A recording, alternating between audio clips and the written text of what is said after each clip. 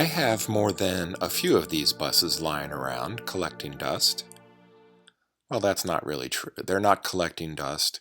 They're safely packed away in sturdy Rubbermaid containers with lids. So they're not getting dusty and they're not getting exposed to a lot of moisture. And I've always wanted to turn one of these into a bus that you might see at one of the theme parks in Orlando, Florida. The Magic Kingdom uses a bus similar to this to transport visitors from the entrance to the end of Main Street, where you would get off right in front of the castle. Epcot also has a bus or two like this that carry visitors around their World Pavilion, because that lagoon is pretty big and that's a long walk. Luckily, these are still pretty cheap on eBay, and they're common too. So to change one and make it something special just for yourself isn't the worst thing in the world to do. These two rows of seats pop out pretty easily, and they would just as easily pop back in later. But I have an idea for turning this top level into a bit of a stage, a bit of a performing area, because I've seen that done at some of the Disney parks, and I think that could be pretty cool.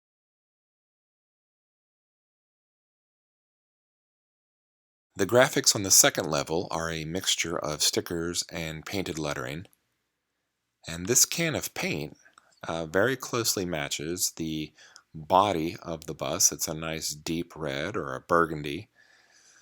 So once I remove the graphics on that top level, I think I'll probably need to paint over this entire area. And that red color from Rust-Oleum should work nicely.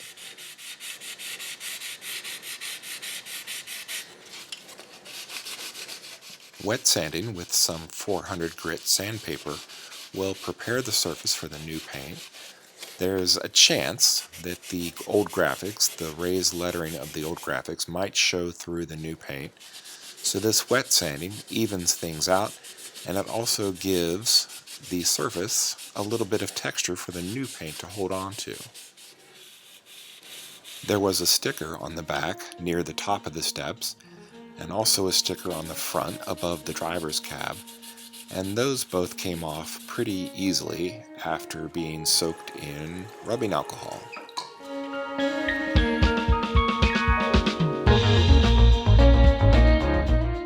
I'd like to leave the lower part of the bus undisturbed for now. I might do something with that later on, but for this video I'm just focusing on the upper level. The yellowish tape is from Tamiya, and the blue tape is just a common Scotch painter's tape that is supposed to be a little bit lower adhesive than their regular masking tape. With the bottom part all masked off and the upper parts sanded smooth where they need to be, it's about time to take it outside and see how closely that new color matches the old.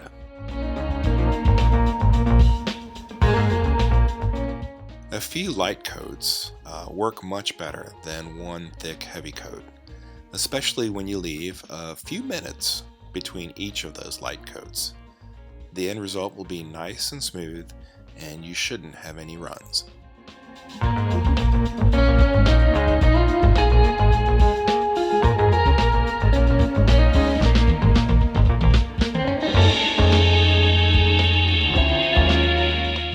The upper level is finished, and it's a very close match to the burgundy below, but it doesn't need to be perfect, because luckily there's the band of white windows separating the two colors. And once decals are added to the top level, the casual viewer will never even notice that the reds are just a shade off from one another.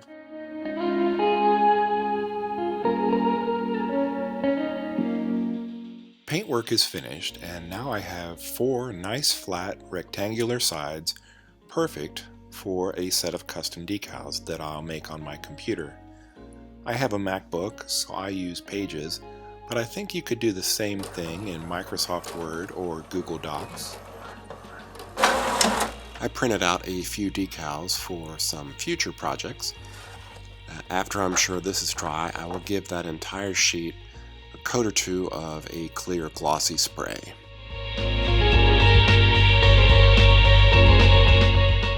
From here on out, it's a pretty simple process of applying the decals to the bus. They just need to soak in water for maybe a minute, and then they're ready to slide off the paper backing and onto the side of the bus. It would be nice if Walmart sold an inkjet printer that had a white ink cartridge, and then I could use the clear background decal paper. But until then, I will be using mostly the decal paper that has a solid white background.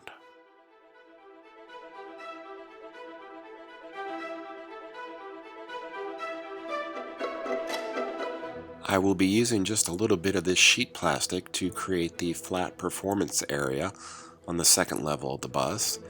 And after some measuring, it's just a very simple task of cutting out a rectangle that will drop in to where the seats used to be.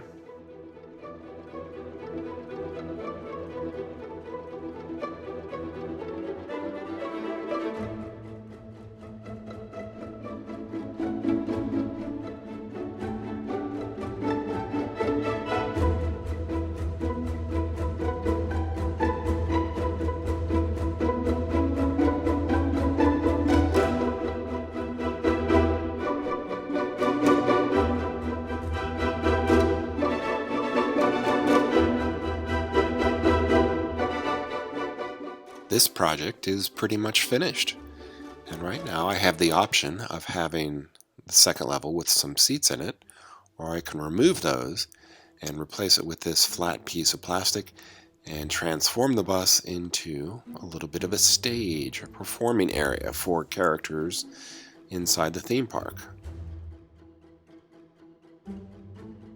I like Disney and the movie Silver Streak, so I combine those two things for the graphics on this bus. And down the road, I am transforming my train layout into a theme park.